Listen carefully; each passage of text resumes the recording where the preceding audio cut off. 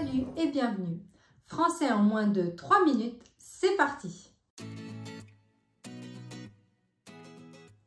Aujourd'hui, nous allons voir les 3 façons de poser une question en français.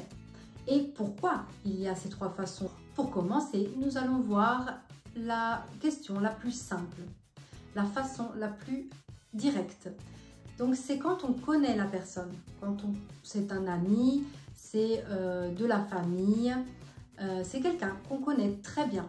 On va donc le tutoyer, on va dire tu. Par exemple, tu parles français, c'est simplement l'intonation qui monte. Tu parles français, sujet, verbe, tu parles français. C'est donc une situation informelle. On utilise le registre familier. On appelle ça familier. Voyons maintenant la situation formelle.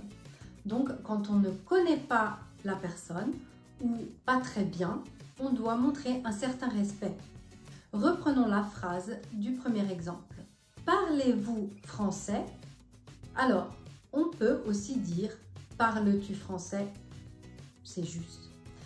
Mais je vous le déconseille, puisque si on ne connaît pas la personne, on va vous voyez la personne.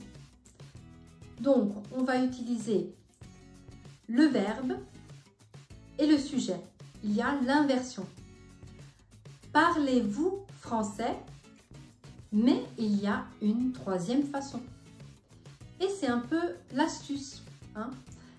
Parce que quand on ne sait pas bien quelle est la situation, on va alors utiliser est-ce que.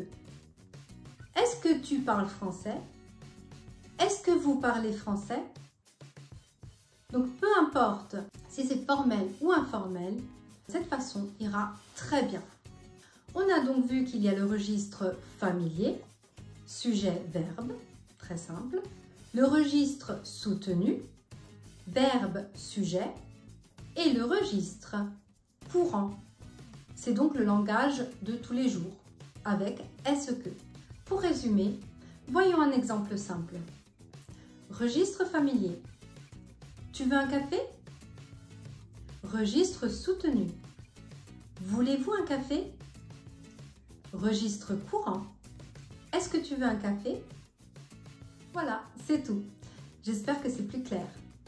Si vous avez aimé la vidéo, n'hésitez pas à vous abonner, à mettre un like et à la partager. Merci, à très bientôt.